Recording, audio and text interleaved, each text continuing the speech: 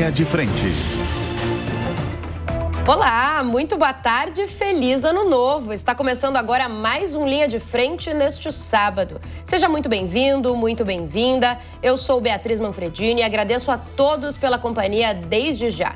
Essa é a segunda parte do nosso especial que começou no ano passado, em 2025, e agora a gente está de olho no ano novo, em 2026. Nós já falamos das expectativas para os três poderes, das tensões entre essas autoridades no ano passado. Se você ficou curioso, dá uma espiadinha lá no nosso YouTube, que tem toda a programação gravada, vale a pena. A parte 1 ficou muito legal.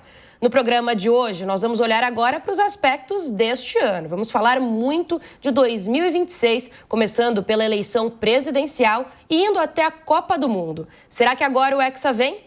Nessa jornada, eu tenho muitas especialistas, um time mais do que especial. A economista e professora universitária Carla Bene me acompanha por aqui, que sabe explicar como poucos tudo da economia. A advogada Lisiane Parreira, doutora em Direito e nossa autoridade para simplificar todos os meandros da lei. A jornalista Ellen Brown, nossa referência para desvendar a política brasileira. E a economista Laura Pacheco, especialista em finanças e nos impactos da economia na nossa política. Meninas, boa tarde, bem-vindas para a nossa primeira bancada feminina de 2026. Animada para passar esse ano com vocês e com todas as outras mulheres super especiais que costumam frequentar aqui o Linha de Frente aos sábados. Bom, dizem que o Brasil, por aqui, o ano só começa depois do Carnaval. Mas muita coisa em 2026, na verdade, vai ficar para depois da eleição dessa vez. A disputa pela presidência da República vai concentrar atenções pelo país. As forças políticas se esquecem até dos interesses populares e olham para o impacto que cada decisão pode ter na disputa nas urnas. Lula será candidato à reeleição, mas Jair Bolsonaro segue preso. Ele indicou o filho Flávio como candidato pela direita, mas o nome dele não gera paixões no Centrão. Na verdade, muito pelo contrário. Ratinho Júnior e Ronaldo Caiado seguem empolgados, mas Tarcísio de Freitas agora é praticamente carta fora do baralho. Será? Como ele poderia enfrentar um nome indicado pelo padrinho político Jair Bolsonaro? Ou alguém acha que ele pode escantear o bolsonarismo e concorrer mesmo assim?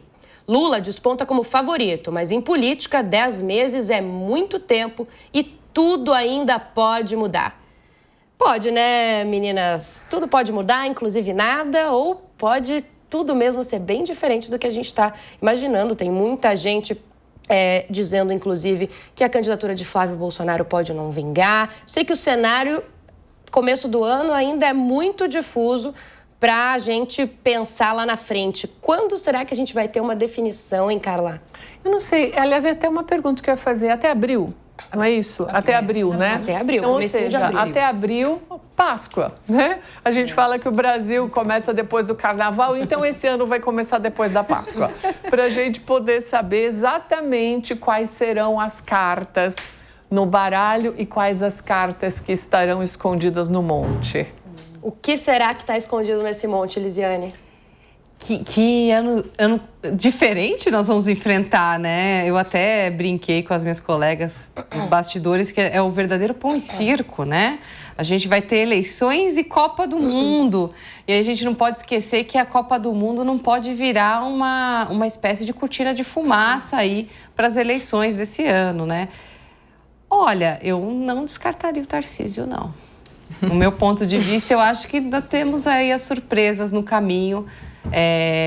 Não vejo ele como um desertor, digamos assim, que iria contra a pessoa que apadrinhou ele politicamente, que colocou ele em São Paulo, né? Ele entrou em São Paulo por conta muito do nome do Bolsonaro, mas eu acho que ele é um bom articulador. Esse ponto dele ser quieto também, eu acho que isso é muito característico de pessoas que sabem jogar, de pessoas que sabem se movimentar no tabuleiro, no meu ponto de vista. Laura, será que o brasileiro vai prestar mais atenção na Copa do Mundo ou na eleição nesse ano, hein? Nossa, na Copa do Mundo, né? Como bom brasileiro, sempre presta atenção, né? O pessoal vai prestar muita atenção na Copa do Mundo, mas claro que com certeza as eleições presidenciais vão ganhar bastante espaço. Eu vejo que o Ratinho é uma figura que talvez vá incomodar ao longo do ano, talvez vá surpreender ali ao longo desse ano. Eu também não descartaria Tarcísio, não descartaria uma aliança entre Tarcísio e Flávio Bolsonaro para poder unir forças, de poder representar a bancada da direita aqui no Brasil. E aí eu acho que no meio disso tudo, quem mais vai incomodar mesmo talvez seja o Ratinho, porque ele vai tirar esse foco do extrema-direita e extrema-esquerda. Um ponto que eu acho muito interessante é que no meio desse desdobramento todo do Lula ter, né, de fato conseguido negociar lá com Donald Trump, ter ali rezado e se demonstrado ali uma pessoa que se curva frente à bancada cristã, prender o Bolsonaro, né? Então, assim, eu vejo que parece que no ambiente que se construiu, conseguiram ter um momento para poder prender o Bolsonaro. E agora eu acho que o Flávio Bolsonaro não descartaria também uma aliança com o Tarcísio para até tentar, assim, dar um up na direita aqui no Brasil. Ellen, então me lembrando aqui no meu ouvido que em 2002, no ano do Penta, o presidente Lula ganhou pela primeira vez. E será que o pessoal fica mais otimista em ano de Copa do Mundo, em ano que a gente vence, inclusive? Você vê como o mundo mudou. Naquele tempo a gente tinha uma seleção brasileira que a gente até gostava de acompanhar. Então, assim, o mundo mudou tanto. Tem algumas figuras políticas que não acompanharam essa mudança, né? Que continuaram lá em 2002. E isso nos coloca nesse cenário de 2026 bastante diferente do que foi 22, por exemplo, diferente do que foi 2018. A gente tem algumas mudanças no mundo aqui que trazem 2026 como um cenário muito incerto. A gente está em janeiro de 26 e a gente não sabe ainda quem vai concorrer contra Lula, né? A gente não tem a menor ideia de quem serão os adversários de Lula, esta é que é a verdade. Dado que a oposição está fragmentada, dado que você tem ali candidatos que, de um lado, Ratinho e Caiado, conversam com o bolsonarismo, mas não precisam do aval do bolsonarismo para saírem candidatos, né? E conversam com um centro também. Por outro lado, você tem um Tarcísio que não tem como ser candidato sem uma bênção da família Bolsonaro, que é o que trava Tarcísio até aqui, que, sem sombra de dúvida, é o candidato favorito de quem é investidor, né? De quando você está conversando com o sudeste do país. Então, a gente tem esse cenário incerto que também não descarta uma Michelle Bolsonaro, que, embora muita gente diga: poxa, mas a Michelle, né, surpreende. Mas quem está acompanhando a Michelle pelo país há mais de 2 anos, viajando o Brasil inteiro, entende, por exemplo, que é nela que se concentra uma certa mágica que tem em figuras como o Jair Bolsonaro e como o Lula, que é a coisa do carisma. Carisma, né, a gente que faz comunicação tenta aprender isso na faculdade. Carisma a gente não ensina. Você pode ser muito bom tecnicamente, você pode ler o discurso bem, você pode melhorar, mas carisma você não ensina para uma pessoa. Se ela tem esse magnetismo, isso é muito forte, é intransponível e é muito difícil de você conseguir. E Michelle tem, por exemplo, né? Tanto tem que acabou tomando um aquieta aí no final do ano de 2025, porque estava saindo mais forte do que se esperava em algumas brigas políticas. Então, nada ainda está desenhado no cenário da oposição. O que pode, em algum momento, favorecer essa oposição se ela lá para um segundo turno se junta, se une toda, né? Agora, o que favoreceria essa oposição para um segundo turno? Hoje, na leitura de hoje, janeiro de 2026. A pauta de segurança. O brasileiro chegar com medo à urna. Se o brasileiro chega com medo na urna, a oposição tende a se fortalecer, porque é aí que ela domina o discurso. Se o brasileiro chega em outubro mais satisfeito com o seu dia a dia, tendo uma certa percepção de que tá ruim, mas não tá pior do que já foi antes, né? Aí nós temos um Lula com a máquina na mão sendo favorecido para este ano.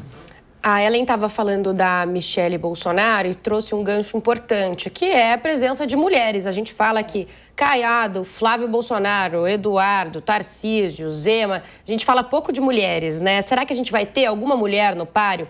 Marina Silva e Simone Tebet, por exemplo, já foram decisivas em algumas eleições passadas. Como será que vai ficar a representatividade feminina nesse ano? Essas duas inexpressivas, né? A Tebet a gente nem vê mais direito, né? Assim, não escuta falar, não vê entrevista, né?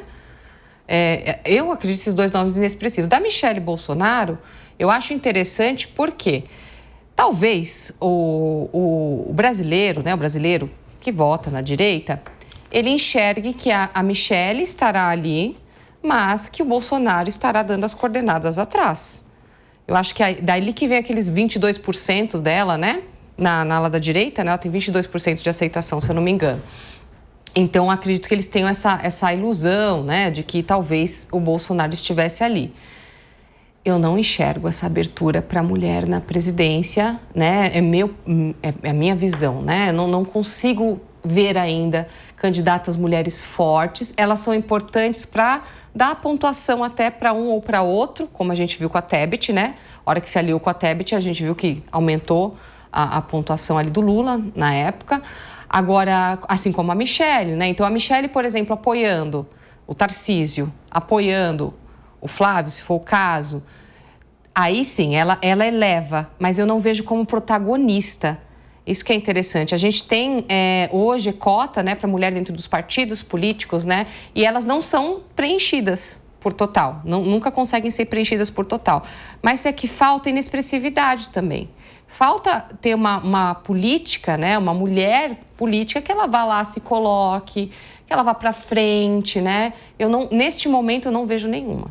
E por que será que as mulheres não se colocam? Será que elas não se colocam? A gente não compra, né? Será que por exemplo, a gente teve a primeira presidenta mulher lá atrás com Dilma, impeachment, todas aquelas dificuldades. Será que ficou um ranço, digamos assim, na cultura brasileira? Será que sempre existiu esse ranço? O que vocês acham? Nós somos uma sociedade machista, né? Nós Conservadora, somos uma sociedade machista, né? conservadora. Inclusive, nós mulheres não somos criadas fora desta bolha. O que eu quero dizer com isso? É que muitas de nós também somos machistas, né? Sim. Também temos isso no nosso know-how. Então, e ter uma mulher como representante não significa que você vence o machismo. Pelo contrário, há algumas que, inclusive, vêm com discursos, né? Sim. Tão machistas quanto. Então, mas quando eu acompanho pesquisa qualitativa, por exemplo, o machismo, ele não é uma coisa que ele vem dito, né? Ele não vem... vou dar um exemplo. A Tabata Amaral, quando concorria à Prefeitura de São Paulo, ela era irritantemente incompetente. Ela era irritantemente inteligente. E ela era jovem, né? Então, ninguém estava dizendo que era porque ela é mulher. Não. É porque irritava a forma como ela se colocava técnica. Há aspectos no feminino que fazem com que o nosso eleitor tem uma certa rejeição. A Simone Tebet, que você bem pontuou, ela não veio a agregar voto para Lula como mulher, ela veio agregar como alguém de centro. Alguém que estava representando ali um capital financeiro, um centro, né, que tinha ali essa confiança. Mas não é porque ela era mulher, não era essa... Nenhuma mulher que se coloca como mulher e que essa seja a pauta, eu não vejo isso levando votos. Entendi. Eu não vejo a mulher se colocando no feminino como alguém que vai angariar votos. Até porque a mulher que vota não vota por si. Ela vota pela família, ela vota pela política pública, ela é pragmática no voto. Então, se eu for lá com o meu discurso de, olha, você é mulher, eu vou tirar...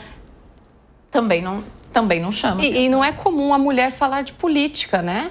Uma mulher que fala de política não é uma coisa tão... Hoje a gente tem várias, né? Inclusive nós aqui hoje. Mas, assim, não é uma coisa tão comum.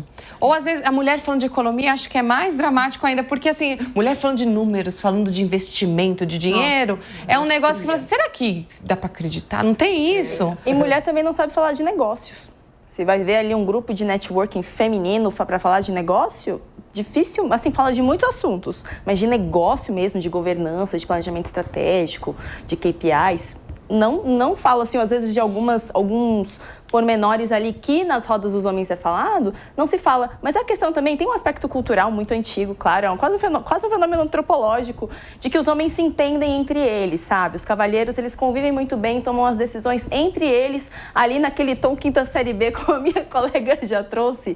Isso é um modus operandi tanto no ambiente político como também no ambiente corporativo. Eu vejo que existe também essa preferência por manter ali as lideranças e as decisões e as confraternizações, os acordinhos e o tapinha nas costas entre os homens.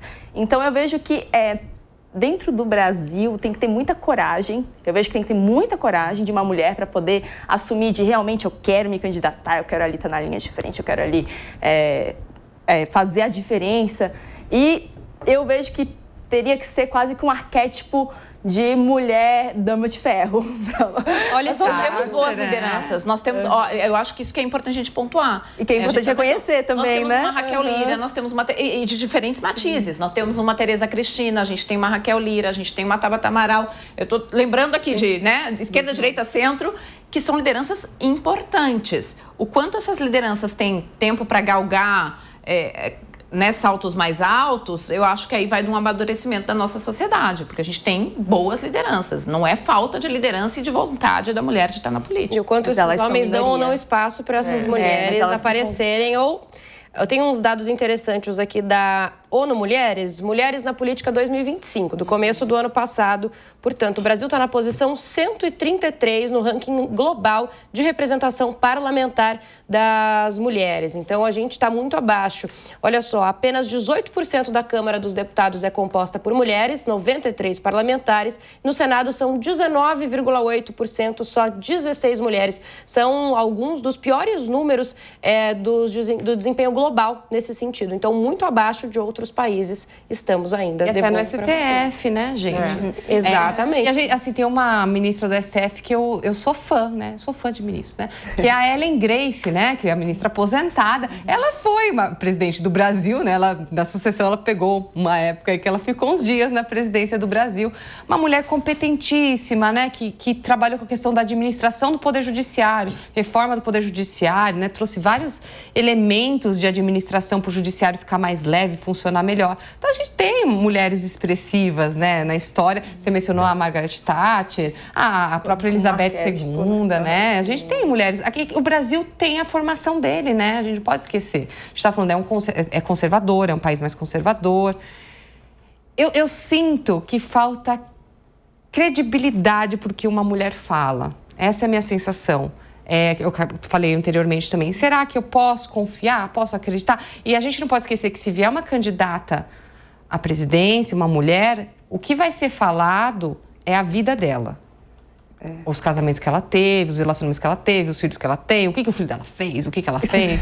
É isso que vai virar, né? É cultural nosso. Eu acho que assim, mesmo sendo um país conservador e tudo, eu acho que a gente tem que deixar a chama da esperança acesa, porque o México também é um país extremamente conservador e você tem uma Cláudia Sheinbaum lá, que é uma coisa, ela abre a boca para falar, ela transpira aquela calma, a forma que ela se movimenta, a forma que ela fala, a credibilidade, passando só sobre o ponto. Quando você fala de uma mulher, para mim me veio Cláudia Sheinbaum. Na Itália a gente tem uma de direita, né? A Meloni. Também tem a Meloni. Então, assim, eu acho que é um movimento que a gente precisa trabalhar e acho que a raiz de tudo é que quando a Laura falou dos cavalheiros que eles conversam entre si e eles se resolvem, dentro dessa estrutura é a mulher que serve o cafezinho. Então, essa é a construção nossa, servir e agradar. Então, servir e agradar, ela faz com que você, ao ter uma posição, o homem, quando tem uma posição e a mulher, eles têm a mesma posição, o homem, ele é pragmático, a mulher é fria, calculista. Então, os adjetivos, eles vão mudando de acordo com aquela mulher que foi também educada para agradar, né? Então, para servir. Então, todos os homens estão lá e, como a Ellen disse muito bem, as mulheres criam esses homens machistas, né? Então, se eu tenho um machismo muito forte, também vem de dentro de casa. O menino pode sair para jogar bola e a irmã vai ter que cuidar da roupa que ele jogou no chão e vai ter que ajudar a mãe a lavar. Então, eu acho que essa é uma construção que a gente tem que sempre deixar na mesa, mas com uma esperança de que um dia a gente chegue com outra mulher na presidência. Até porque a gente mesmo tem que mudar isso, até as perguntas que a gente faz. Quando tem uma mulher no poder, Lisiane citou, fala de casamento, mas a gente pergunta isso, as pessoas vão atrás disso, ela não está falando disso, né? Normalmente a gente põe uma entrevista da Tabata Amaral, por exemplo, e vão perguntar do namorado dela, mas ela é noiva. Ela não está muito interessada em falar nisso, normalmente pede para não falar. E eu estou dando o exemplo dela, mas são várias mulheres de todos os espectros políticos que eu já vi passando por coisas muito similares. Que é a Quem Tabata, instiga- a Tabata vai ser colocada como primeira-dama. Ela não vai ser protagonista, gente. A Tabata, eu não vejo ela como protagonista. também Porque não ela ficou vejo. noiva recentemente do João Campos, não é isso? Mas eu acho que a tentativa dela é justamente se colocar como protagonista e não como noiva do João Campos, até porque tá galgando aí Mas no cenário diversos atual... cargos e diversos projetos, inclusive o Pé de Meia, que a gente Pé de falava Meia, aqui bastante, que é verdade, dela. é Mas eu dela. vejo que ela acaba sendo muito sufocada nesse ambiente em que ela vive. Eu vejo que ela exerce muito esforço para ter essa voz de protagonista. E é por isso que nós temos aqui, então, bancadas femininas no Linha de Frente, para dar voz às mulheres, para poder falar de diversos assuntos. Temos aqui economistas, advogadas, jornalistas e diversas especialistas em várias áreas, justamente para não ficar num debate raso e que se espera, para a gente ir além, porque as mulheres conseguem falar muito além desses temas. E essa polarização que vem marcando o país, inclusive nesses últimos anos, teve um efeito deletério, maldoso e prejudicial ao país. Uma onda sem precedentes de fake news, de notícias falsas, desinformação, principalmente nas redes sociais e em aplicativos de mensagens. Os mecanismos de combate às fake news foram aprimorados recentemente. Mas será que isso é suficiente? O que será que a gente pode esperar dessa eleição agora? E qual deve ser o papel da imprensa, inclusive profissional, nesse cenário em que qualquer um pode divulgar notícias ou espalhar mentiras e até, como a gente dizia, escolher o que é mais importante, o que a gente chama de lead. A legislação brasileira e a justiça estão prontas, será, para entrar nesse cenário? Já vou começar com a Ellen, minha colega jornalista, para a gente pensar sobre isso, né, Ellen? Difícil, né, Bia? Porque quando a gente está produzindo uma reportagem para um veículo de imprensa, existe um arcabouço de regras que precisam ser observadas, precisam ser cumpridas. E quando elas não o são, há um efeito punitivo, né? Há um efeito punitivo. No entanto, quando a gente conversa sobre Big Techs, é uma terra de ninguém. E é uma terra de ninguém que vem sob falso argumento da liberdade de expressão, né? Que eu defendo, que eu realmente tenho que defender como jornalista, mas que você precisa de algum nível de regulamentação. Todavia, eu enxergo que hoje, quanto mais, assim, qualquer regulamentação que venha já está atrasada, né? A gente está sempre correndo atrás, porque não tem muito mais como... Assim, a gente entrou numa era de AI, quer dizer, como é que você vai lidar com vídeos esse ano que vão estar circulando e que são ultra reais, que você não sabe dizer o que é ou não a verdade. É muito difícil lidar com tudo isso, né? Então, o que acontece eu quero pontuar que no Brasil, quando a gente conversa e a gente parece que está todo mundo doido e gritando nas redes sociais, quem está doido e gritando na rede social são pequenos polos de extremos, tá? Quem está conversando no dia a dia, preocupado em pagar as contas, é uma maioria silenciosa que não é a extrema-esquerda e que não é a extrema-direita e que está muito incomodada com tudo isso. Mas é uma maioria que é pêndulo, que pode ir para um lado ou para o outro, conforme a economia pesa no bolso, conforme se sente atingido com uma informação ideológica de alguém, né? Então, quando a gente vai olhar para essa eleição, agora de 2026... é neste bolo que a gente precisa olhar. E é por este bolo que você precisa zelar, porque a gente perdeu a curadoria. A curadoria era uma prerrogativa do jornalismo. Isso não existe mais, né? Quando você sai do jornalista, passa para o influencer, você perde a curadoria. E ao perder a curadoria, você perde o valor, notícia, a credibilidade, que é tudo que a gente passou anos construindo e que não sei se um dia volta para a nossa sociedade. Eu acho muito difícil. Não enxergo ainda uma saída para isso. E aí passa a ser muito difícil disputar essa maioria que está no centro, gente. Não é real, parece que é, mas não é real o extremo e a gritaria, né? A maioria está no centro e está tentando buscar uma saída. Sabe que esse ponto que tu trouxe, eu vejo que o problema em si de ter perdido esse papel de curadoria é a solução. Seria que voltasse, retornasse a tomar como fonte de informação as fontes que já fossem conhecidas, confiáveis, que se sabe que existe um protocolo e uma curadoria para que aquela informação fosse levada a público. Então, às vezes, aquilo que a gente acha, será que vai voltar? Eu acho que talvez o caminho seja voltar, seja o pessoal começar a olhar um pouco para trás mesmo. A gente precisa de regulamentação legislativa, que não tem. Eu queria saber a tua opinião em relação a isso, que o pessoal fala que é censura, mas, gente... Eu tenho um projeto de extensão na universidade que a gente vai os alunos vão para o público para ver se o povo sabe o que é fake news. Gente, pessoas não têm dimensão do que é propagar uma fake news. Muitos acham que não tem nenhum tipo de aspecto jurídico em propagar. Vou lá e falo mesmo. Viu um incêndio? Falo que tem um incêndio. Não tem um incêndio, né? Então, assim, a gente tem um projeto de lei da fake news que é de 2020. Inclusive, ele foi, acho que foi ano passado, que ele passou no Senado e agora ele está na Câmara, 2020. É um projeto de lei que eu enxergo algumas inconstitucionalidades, mas que ele ainda pode ser ajeitado, ele está ainda na Câmara, né? Mas a gente não tem uma regulamentação específica para fake news. Então, enquanto a gente não tiver uma regulamentação específica, fica complicado, né? Então, assim, é um projeto de lei que, por exemplo, ele limita para quantas mensagens você vai poder enviar durante o... Gente, aí, no meu ponto de vista, é censura, né? Você imagina, você tem um grupo, no grupo de WhatsApp, tem lá no projeto de lei que você pode enviar 3 mensagens por dia. Não faz sentido num Estado democrático de direito essa limitação. Então, assim, seria um projeto que deveria ter alguns ajustes ali, né? Alguns ajustes para não ficar inconstitucional e ferir a liberdade de expressão. Agora, a inteligência artificial, então... Piorou, gente. Até eu, às vezes, fico lá, nossa, será? Aí eu falo, nossa, será que isso é verdade ou não? Eu falo, até duvido da minha idade. Eu falo, nossa. Né? Tô caindo no conto da inteligência artificial, né? Então, a gente precisa de regulamentação legislativa, jurídica, né? Precisa saber, durante a eleição, como que isso vai? Cadê o Tribunal Eleitoral falar pra gente? Como é que vai poder usar na campanha eleitoral? De que forma vai ser utilizado? Né? Vai ter punição se você espalhar uma fake news durante a eleição? Que a gente está usando o Código Penal, por enquanto, e o Código Civil também, né? Para os casos de indenização.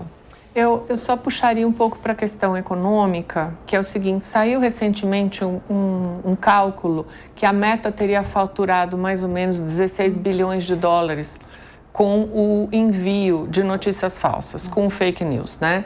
Então, esse daqui é o ponto. Aquilo que chama atenção, que é o horror e a barbárie e a mentira, ela viraliza. Então, esse é o grande ponto, né?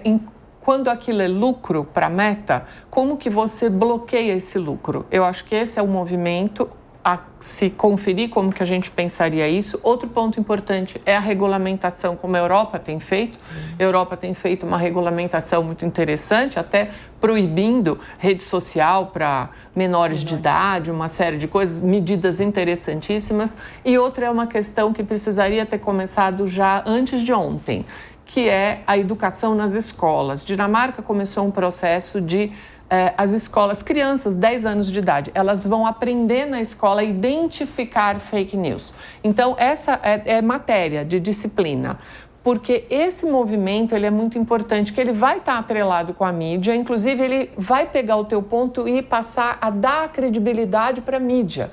Então, a criança que identifica fake news, ela ajuda a mãe e a avó, digamos assim. Sim. Esse é o movimento. Então, ele vem pela educação, passa pela regulamentação e ele se fecha dando retorno para a credibilidade. E o último ponto que eu colocaria para a gente não esquecer são as agências de checagem nos debates. Isso foi feito no governo Trump, apesar de não ter funcionado, né? Porque ele falou que os imigrantes comiam cachorro, mas isso é muito importante. Falou, tem que ter fast-checking na hora. Falou, tem que ter. Isso é muito importante. As agências de checagem, que nós temos várias no Brasil, elas vão ter que aumentar a sua intensidade de trabalho, digamos assim. Inclusive, sobre esse tema, a Agência Brasileira de Inteligência relacionou uma série de riscos para esse ano, para ano de eleição.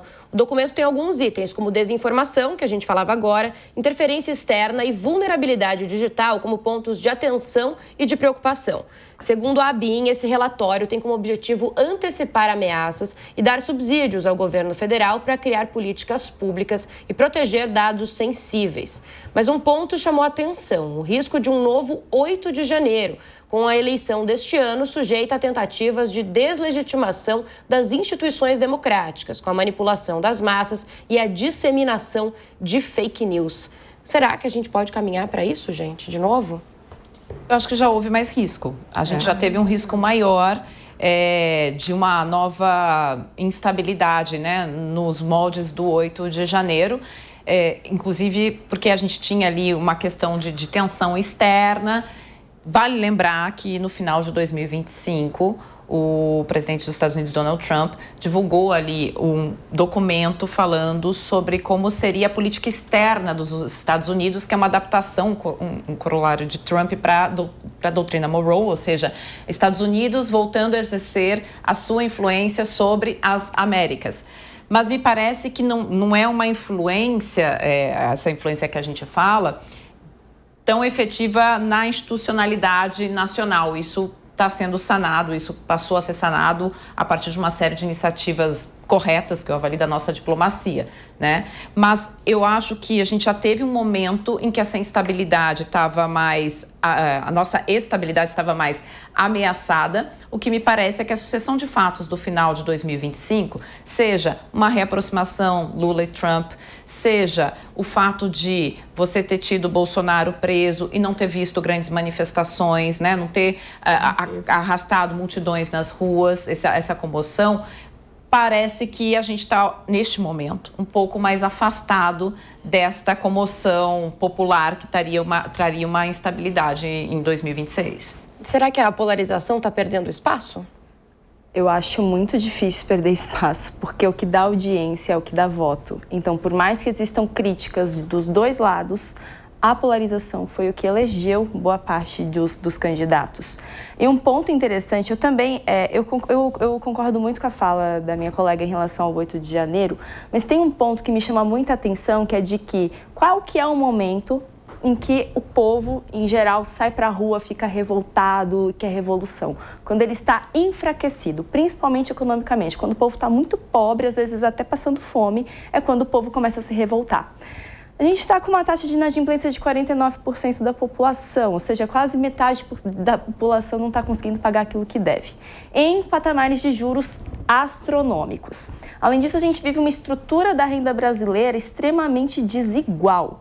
Claro que essa questão da reforma do imposto de renda pode ter dado ali uma apaziguada, pode, mas existem muitos que já estavam na faixa do imposto. Quer dizer, se bem que muita gente, né, vai ser beneficiado porque ganha ali em média R$3 mil, mas isso talvez tenha dado uma apaziguada nos ânimos. Mas o que eu vejo é que a gente está no começo do ano, a gente tem um ano inteiro para ver o que vai se desdobrar ao longo disso. Eu acho que talvez uma população com muito desalento pode talvez criar ali uma chama de revolta. Não que ela já não exista, mas talvez sim a gente possa ver ali uma revolta porque a população brasileira está financeiramente enrascada. Carla, a gente não aprendeu nada então com o 8 de janeiro? Não, eu acho que acho que o processo foi pedagógico. Eu acho que um grande termômetro foi a prisão do Bolsonaro. Não aconteceu absolutamente nada. Houve uma tentativa, uma fagulha de uma certa greve de caminhoneiros que não se realizou. Então, assim, não há comoção nacional, não há esse movimento.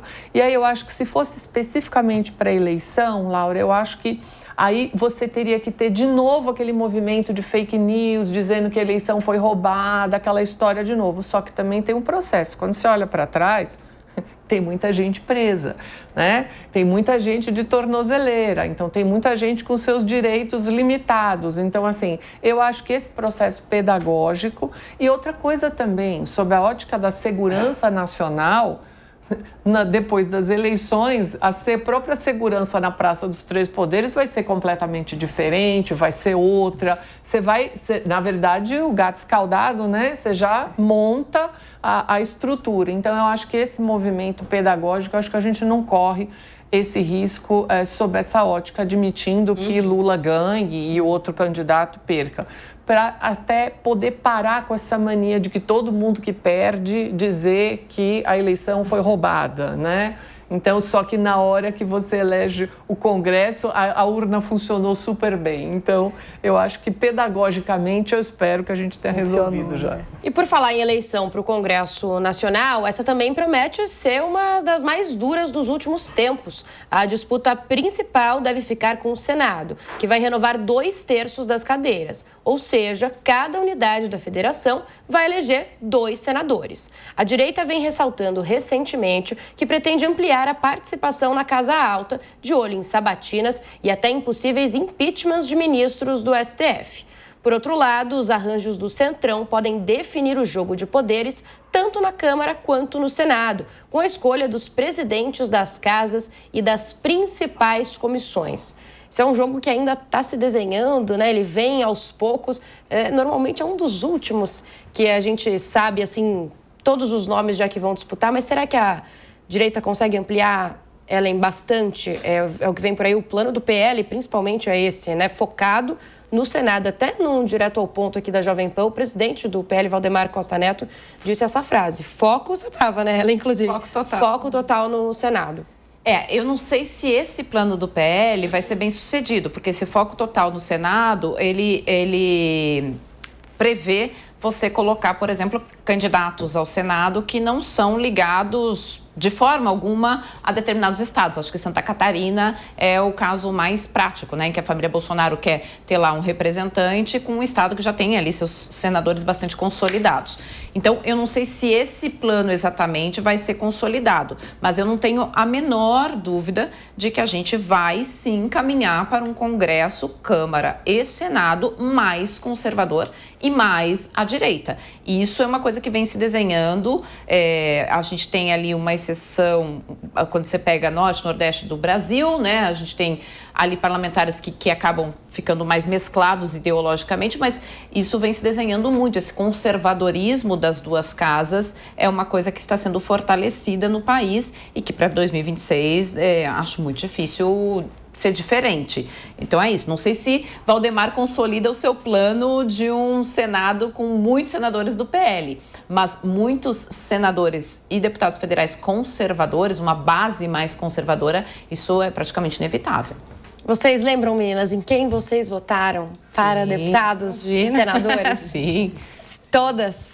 Sim, sim. E é uma coisa, né, que o pessoal não sabe, tem os suplentes também. Tem que olhar. O Senado, o mandato do senador é de 8 anos, gente. Então, assim, essa técnica que ele está querendo, essa jogada, né, de colocar mais senadores ali para a direita, ele se fortalece tanto em relação ao executivo como ao judiciário também. Porque ele está colocando representantes que não vão ficar 4. Vão ficar 8, apesar que também na Câmara pode se reeleger sem...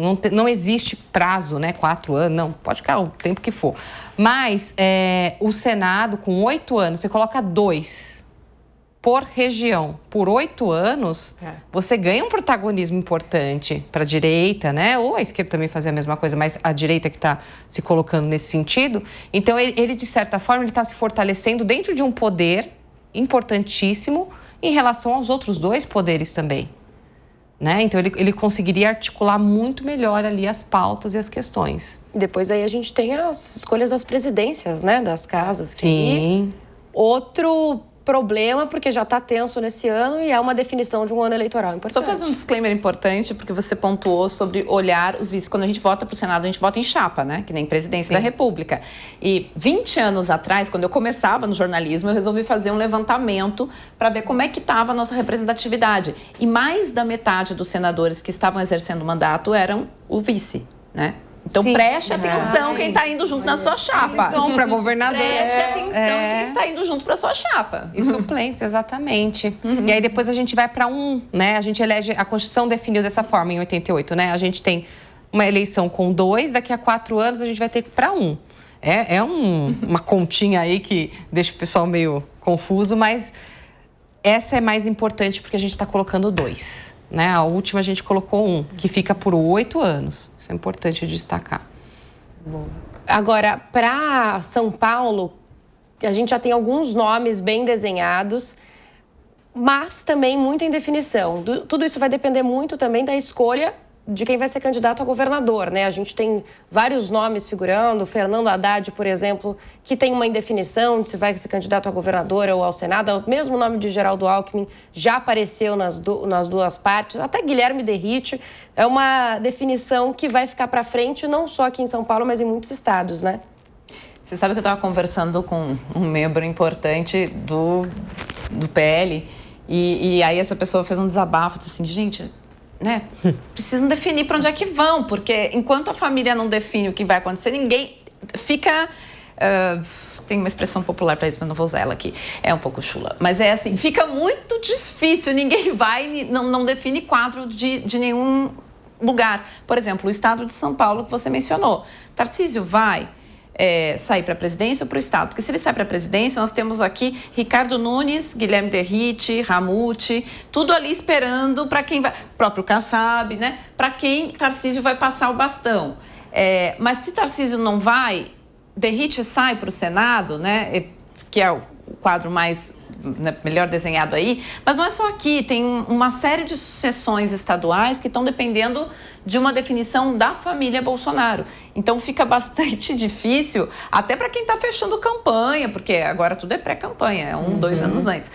Tá muito difícil esse quadro por conta desta indefinição. Então a gente está olhando muito para o cenário nacional, que a gente não sabe quem vai ir aí pela oposição, mas nos cenários estaduais está uma bagunça, porque você não sabe quem vai para o Senado, você não sabe quem vai para a federal, não sabe quem vai para o governo, justamente por conta dessa indefinição nacional. E aqui em São Paulo, exatamente falando disso, o Tarcísio de Freitas já estava até montando uma equipe de olho na eleição presidencial, até que o ex-presidente Jair Bolsonaro decidiu indicar o filho Flávio para ser o candidato dele à presidência da República.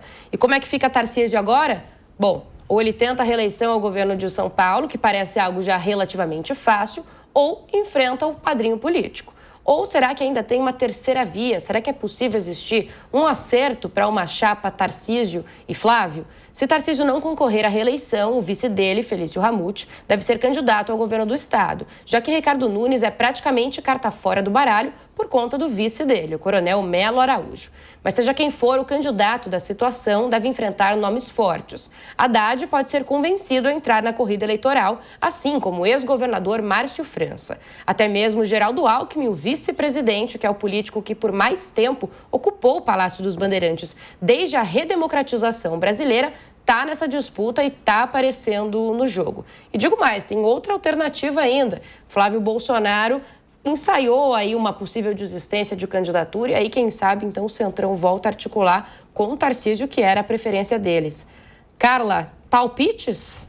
Olha, nenhum palpite, porque eu acho que ano que vem, esse ano específico de 2026 agora, porque 2027 já está tudo resolvido, mas esse ano é o ano de tirar os fantasmas debaixo do tapete, a sujeira, então vai aparecer tudo que a gente não tem nem ideia. Então é aí que a coisa vai começando a se movimentar e essas peças. E a gente também nunca pode esquecer que sempre pode aparecer um outsider, né? O outsider, a gente está aqui trabalhando muito com as peças existentes, mas né, a gente não pode subestimar a capacidade da política brasileira. Posso fazer um Claro. disclaimer? Eu gosto muito de uma frase de um colega nosso jornalista, Bia, o Zambelli, né? Ele é excelente, enfim.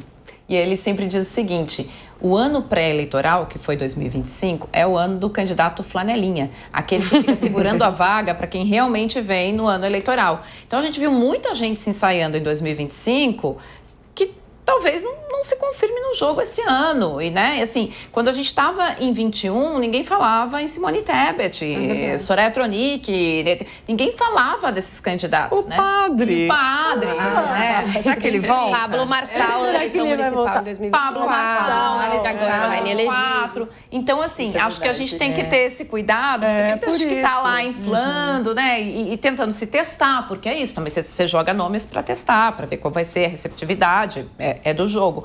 Mas vamos ver quem foi flanelinha, quem agora segura a vaga de verdade aqui. Mas São Paulo sempre sofre, né? Porque São Paulo, é sempre um candidato sai daqui de São Paulo. Aí a gente sempre tem um estado e a cidade, né, governada por vice. Né? O São Paulo tem tanta expressividade política que acaba que a gente sempre tem um vice. Ficar de olho no vice. E a eleição presidencial, ela ofusca muito as outras, né? É da nossa Constituição, né, que seja dessa forma, mas assim, por exemplo, você estava perguntando, você lembra de quem você votou para deputado? Por causa disso, o pessoal fica focado no quem vai ser o presidente. A governador também. Governador acho que tem um pouco de preocupação. Agora, senador, o pessoal vota na legenda muitas vezes, né? Eu escuto de familiares falando assim, eu votei na legenda. Eu falo, mas como assim na legenda, né? E a gente não fica um pouco mais inexpressivo, né? E São Paulo acaba sofrendo um pouco com isso também. Agora, do Alckmin, eu não vejo o Alckmin voltando aqui para São Paulo, até porque o Alckmin mudou de postura política, de posicionamento político.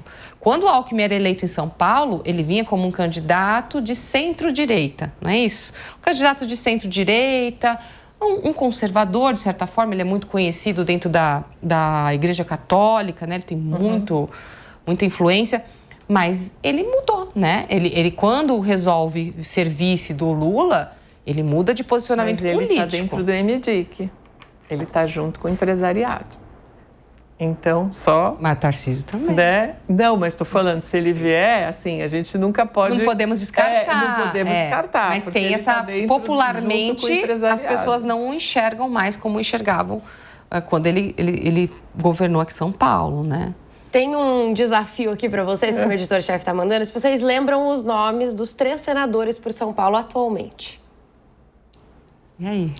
Bom, a gente tem a Mara Gabrilli, que está no Senado o agora, astronauta. São Paulo, o nosso Marcos Ponte. E o Jordano. Lembrou. Foi substituído. E o Jordano. Eu não posso participar, porque eu dou aula de... Quando o Major Olímpio acabou falecendo. Ainda bem. Salvaram a gente. Quando o Major Olímpio faleceu, a brincadeira era justamente essa, o Major Olímpio foi substituído. Então, muita gente acaba nem sabendo Pelo quem Jordano, que é. né? O Jordano, que entrou no lugar. E é justamente um pouco do papo que a gente está tendo, como é importante ver o vice. A gente tem casos desse... Olha o vice. Olha o vice. Para governador, tá a gente até olha para prefeito, mas depois, em outras esferas, nem sempre. Presta atenção. Mas vocês acham que Geraldo Alckmin abandonaria uma vice-presidente, uma chapa de vice-presidência para voltar para São Paulo? Geraldo Alckmin gosta da posição de governador. É onde ele se sente em casa, ele gosta dessa posição e foi muito bem sucedido nisso, mas ele hoje, janeiro de 2026, não tem outro nome para ser vice de Lula que não seja Geraldo Alckmin. E isso é a própria postura de Lula que coloca, né? Em muitos momentos, sem ser solicitado, sem ser perguntado, Lula faz questão de ressaltar o protagonismo de Geraldo Alckmin. Colocou Geraldo Alckmin no MDIC, ou seja, colocou ele conversando com o empresariado e, mais do que isso, colocou ele à frente das negociações com os Estados Unidos, que foram uma questão decisiva para o país. Então, assim, e faz a todo momento a questão de ressaltar a lealdade de Geraldo Alckmin. Então, se tem alguém hoje feliz no governo, é Alckmin. Eu acho que se tem alguém feliz no Executivo Federal hoje, é Geraldo Alckmin. E hoje, se tem um cargo, um vice já previamente escalado, é esse. Ele faz o papel, assim, o presidente da República, ele é chefe de Estado, chefe de governo, porque a gente não é parlamentarismo. Ele seria o chefe de Estado, né? Ele é o diplomático ali, né? Que faz esse meio caminho. Se a gente fosse dividir as funções, não são divididas, mas seria mais isso, né? Ele faz esse meio de campo, né? Pro Lula ali, né? Ele seria o neutro, né? Aparentemente ali, que faria esse meio de campo. Agora, tem uma dificuldade aí para a esquerda que eles não têm outro nome senão Fernando Haddad, ou teria que abrir mão para colocar o Márcio França. O que será que é melhor? Ter essa dificuldade que a esquerda tem? Abrir mão? Então, exatamente. Desculpa, foi essa exatamente. O que é pior? Essa dificuldade, então eles têm o nome só de Haddad, porque abrir mão, como disse Ellen, num estado grande como São Paulo é complicado, apesar que rolou isso na capital no ano passado, mas enfim. Ou vários nomes, como a gente tem da direita, agora se Tarcísio não sair. Qual que é a situação mais complicada? Da esquerda é mais complicada, né, gente? Qual é o candidato deles? Expressivo, ainda em São Paulo? Só tem Fernando Haddad. Não tem outro nome, só tem... E você acha que é expressivo? É concorrente, não, assim? É expressivo. Depende de quem vai estar do outro lado, né? Tá. Depende de quem vai estar do outro lado. A gente fala... a gente tem que ver quem vai estar... segundo turno, né? Concorrendo com ele, porque é isso. Quem estaria concorrendo com Fernando Haddad no estado de São Paulo. Porque o cenário muda muito entre um Tarcísio de Freitas e Fernando Haddad ou um Felício Ramute e um Fernando Haddad, né? Então, são cenários que mudam muito. Mas a questão não tem outra opção. Pra gente Tem outra relembrar, no segundo turno em 2022, que foi entre Tarcísio e Fernando Haddad, a diferença, salvo aí algumas vírgulas que eu não me lembro, foi de 55% para Tarcísio e 44% para Haddad, o que para a esquerda é um bom resultado. Sim, é bem assim. É considerado um bom resultado e que pode ser trabalhado em cima disso. Bom, quase reta final do nosso programa especial de Ano Novo, início do ano, e vamos falar do tema central do país no fim do ano e que deve dominar os debates públicos agora em 2026, que é a segurança pública. Falamos no programa 1 dessa edição especial, já falamos hoje um pouco, mas vamos entrar um pouco mais nesse assunto. O combate ao crime organizado veio à tona depois da mega operação no Rio de Janeiro. Mas essa deveria ser uma preocupação do poder público desde muito tempo atrás. Não é de hoje que facções e milícias ganham território pelo Brasil. Tem Marco da Segurança, PL Antifacção, PEC da Segurança. As legislações não param de aparecer com penas mais duras e promessas difíceis de serem cumpridas. O país terá recursos para implementar essa guerra ao narcotráfico e ao crime organizado? As novas leis bastam para iniciar esse combate? Quem começa? Segurança pública, vamos lá então, começar para botar essa. Eu já pontuei aqui, quando a gente fez o programa especial ali logo depois do Natal, que o brasileiro chegar à urna com medo favorece a oposição, né? Então, esse discurso de estamos inseguros, olha como estão roubando, olha como a gente não pode proteger nossa propriedade, ele é um discurso que favorece muito a oposição, que domina também uma melhor retórica sobre este tema segurança pública, a despeito do PL Antifacção. A direita consegue dominar melhor esse discurso. Então é isso, eu acho assim que quem conseguir esse ano fazer o seu discurso, o medo predominar, vai levar vantagem. Agora, se esse discurso da segurança pública de alguma maneira for contornado pelo executivo, né? Se o executivo de alguma maneira consegue sobrepor alguns gols aí nessa área da segurança, dá para dar uma amainada nessa pauta do medo que está muito forte na população brasileira, que é uma população que, obviamente, todo mundo, você não pode sair com seu celular na rua, não pode, né? não pode fazer se você nada. Então, assim, você começa a, de fato, aí a gente viu massivamente o apoio da população no Rio de Janeiro, aquela operação que aconteceu lá. Por quê? Porque é uma resposta natural de quem tem medo constante no seu dia a dia, embora não seja uma resposta racional, porque se for racional, por exemplo, como é que um Tarcísio de Freitas vai liderar o discurso da segurança se em São Paulo as pessoas não conseguem sair com o celular na rua, né? Aí você vai pegar o governador do Espírito Santo, o governador do Rio Grande do Sul, o governador do Piauí, onde são estados muito melhores geridos na questão de segurança pública. Então, esse não é um discurso racional, é um discurso emocional, né? É emocional, ele não está na ponta do lápis. Ele não está falando de números técnicos. Se você pega esses estados que realmente estão bem na segurança pública, a população não se diz segura, não se sente segura. Isso é muito interessante a gente levar em consideração quando a gente fala sobre segurança. A direita trabalha muito com a questão da escola de Chicago, né? A gente tem aquela questão do tolerância zero, da maior vigilância. É uma fonte, né, da oposição, da direita, para trabalhar a questão da segurança. Uma coisa interessante também, que a gente não pode esquecer, é que no final de 2025 voltou a questão do feminicídio, né? Que também toca na questão de segurança, né? Nós tivemos manifestações a respeito disso, maior endurecimento da lei, né? A questão legislativa, trazendo também para a minha área, também tem que ser revista, né, quando a gente fala de segurança pública, né? Então, eu acredito que a gente pode ter, os candidatos podem ter um bom programa de política pública de segurança, a gente não pode deixar de esquecer as políticas públicas. Plano de governo bom tem que ter política pública, principalmente da segurança, e principalmente aqui em São Paulo. A gente vive num lugar que a gente não pode fazer nada, dentro do carro leva o nosso celular. Estoura o vidro, machuca, entra na casa. E aí a gente está vendo também essa questão do feminicídio, que não só em São Paulo, mas no Brasil inteiro.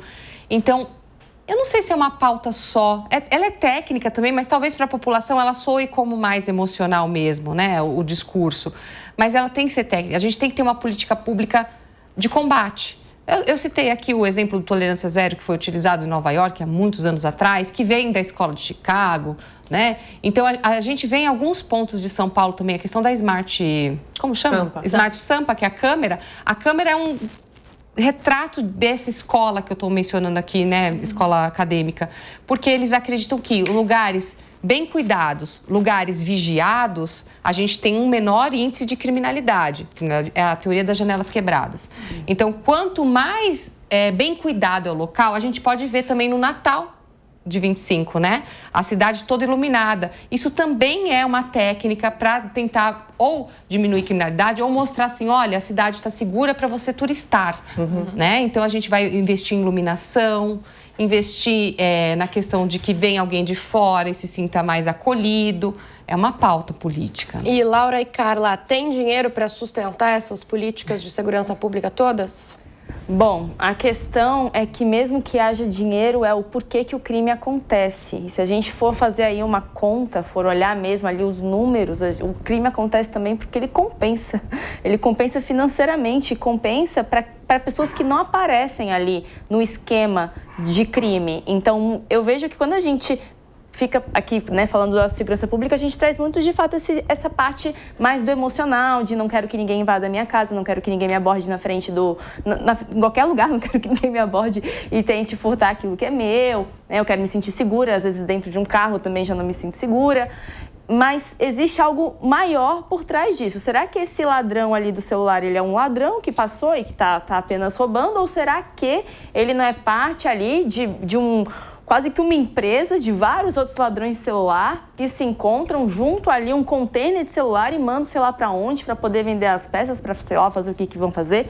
Então, eu vejo que a grande questão é que quando a gente traz a segurança pública como política pública, vem muito o que está na ponta. Mas se for puxar o que é o crime organizado, ele é algo muito mais sofisticado e que movimenta muito dinheiro e que tem envolvidos que não estão ali na ponta e que talvez nunca serão pegos porque eles fazem uso de estruturas muito sofisticadas para se proteger. O que eu vejo também é que na pauta de segurança pública não é apenas investimento, claro, até infraestrutura. Achei muito legal a tua fala de ter trazido a infraestrutura na cidade como um ambiente menos propenso a acontecer a prática do crime, mas também a real vontade de investigar ali as causas e o que está por trás de grandes esquemas de crime, né? De crime organizado. Não apenas o moleque que está em cima de uma moto que passa para roubar um celular, mas também quem que está faturando às vezes milhões com o crime. Então, isso eu vejo que é o mais importante, mas certamente a parte de investir para favorecer a segurança pública, ela não é apenas você colocando segurança pública em si de monitoramento ou melhorando a infraestrutura. É também fazendo com que o ambiente econômico ele favoreça com que você tenha ali a possibilidade de prosperar, de poder ter acesso a ter uma qualidade de vida que cometer um crime não faça nem sentido, que é o que acontece em países que têm grandes economias desenvolvidas, que o crime não é tão expressivo como aqui no Brasil, até porque é quase como não fazer sentido haver o crime naquele lugar. Mas, claro, a gente também está numa grande cidade, as grandes cidades tendem a atrair a questão ali da insegurança pública, mas eu vejo que a grande questão e os grandes crimes? E os grandes crimes que são extremamente organizados, como que vão ficar? Olha, vou encerrar o Linha de Frente de um jeito mais animado. Eu quero palpites para o vencedor da Copa do Mundo. Carla, 30 segundos. O Brasil. Vou fazer uma positiva aqui. Uruguai. Uruguai. Brasil, não, Brasil. Vamos torcer pro Brasil, né, gente? Pelo amor de Deus. Que Uruguai? Bom, é ano de Copa do Mundo, tem muito tema sério, mas esse tema movimenta bastante o país. Então, vamos encerrar com um clima mais leve, porque tem muita coisa pesada para 2026. Eu agradeço desde já a companhia de vocês, meninas, aqui nessas duas edições especiais deste programa de fim de ano e agora de começo de ano. E desejo para vocês um ótimo ano novo. Vocês continuem acompanhando Linha de Frente todos os sábados, às 6 horas da tarde, com a nossa bancada feminina. Muito obrigada, bom primeiro final de semana do ano e até mais. A opinião dos nossos comentaristas não reflete necessariamente a opinião do Grupo Jovem Pan de Comunicação. Realização Jovem Pan.